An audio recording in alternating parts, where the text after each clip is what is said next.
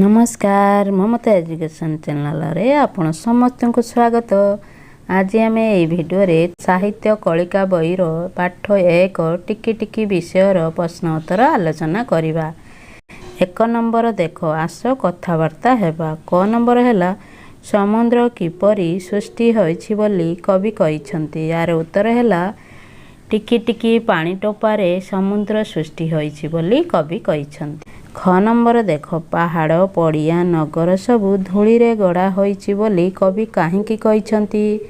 Are उत्तर है टिकी टिकी धूलिकणा मिसी ए पृथ्वी सृष्टि होइछि। पहाड़ पड़िया और नगर सबू सेई धूलिकणार उपादान रे गढ़ी उठुछि, तेणु कवि एपरि कहिसंती। ग नंबर देख जंगल किपरि लोकमानंकर उपकार करुछि।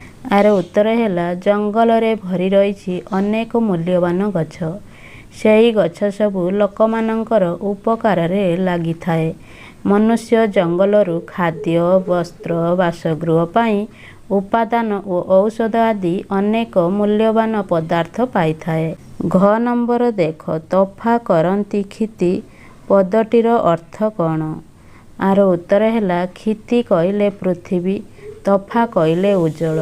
तफा करंती क्षिति पदटीर अर्थ है पृथ्वी को उज्जवल करंती, अर्थात टिकी टिकी अनेक तारका राति रे आकाश रे उदित होई अंधकार नाश करी पृथ्वी को उज्जवल करंती। उ नंबर देख दयामयंक चर कहिले कौन बुझा जाए। दयामयंक चर कहिले भगवानंकर दूत को बुझाए। जेउ लोक अन्य मानंकु दया भाव देखाए सेई ही केवल पृथ्वी रे दयामयंक चर रूपे परिगणित हुए। च नंबर देख कौन कले आमर जीवन सार्थक हेबो। आर उत्तर है जीवन काल मध्य टिकी टिकी महत कार्य करी अन्यर उपकार साधना करी पारिले आमर जीवन सार्थक हेबो। 2 नंबर देख जेमिति टिकी टिकी धूलिकणा सेही परी टिकी टिकी लगाई आउ केतोटी पद लेख। टिकी टिकी तारा, टिकी टिकी पानी टोपा, टिकी टिकी फूल, टिकी टिकी गछ, टिकी टिकी माछ। 3 नंबर देख तले 4टी शब्द लेखा होइछि। प्रति शब्द तले 2टी लेखाएं एपरी शब्द लेखिबा जेपरी तलकु तल थिबा शब्द गुड़िक एका भली शुभुथिबो। जेपरी सिंधु इंदु, सेहीपरी धरा खरा गरा, धन बन मन, नर सर कर। 4 नंबर देख आस तल शब्द गुड़िकर अर्थ अभिधान बाहर करिबा लेखिबा। धरा पृथ्वी, क्षिति पृथ्वी, तफा उज्जवल, सुगति भलगति, विनाशी दूर करी मत्य पृथ्वी।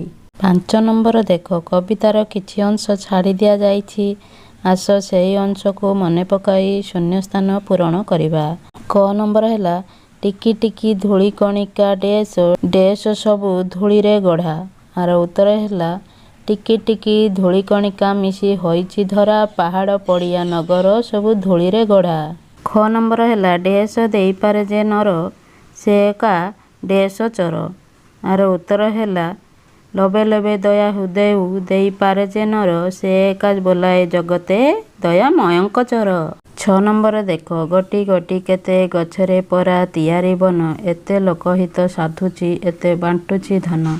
ऊपर लेखा जाइथिबा पदर अर्थ 5टी वाक्य रे लेखिबा।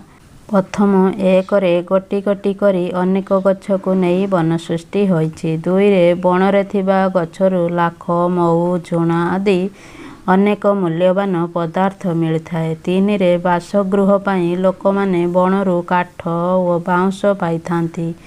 4 रे गछ गुड़िकरु लोक माने आहार पाई स्वादिष्ट फल पाइथांती। 5 रे बणरे थिबा बहु वृक्षलतारू औषध तैयारी होइथाए। एहीपरि बण निजर मूल्यवान संपत्ति को लोकमानक हित साधना पाई वितरण करिथाए। 7 नंबर देख पठित कवितार जो पद गुड़िकरे मनिषर किछि भल गुण कथा कुहा जाइछि सेही पद गुड़िकु आवृत्ति करिबा। लबे लबे दया हृदय देई पारे जे नर से एका बोलाए जगते दया मयंक चर। पद्म पद कथा मधुर जेहू भसाई मुखे परकु आपणा करिसे बांधी पारई सुपे।